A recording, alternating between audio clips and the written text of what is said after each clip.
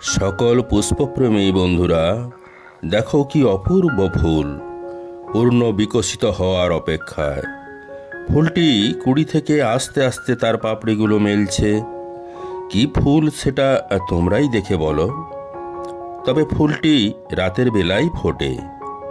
স্বর্গীয় সুরভিময় ফুলগুলি অপূর্ব, অসাধারণ।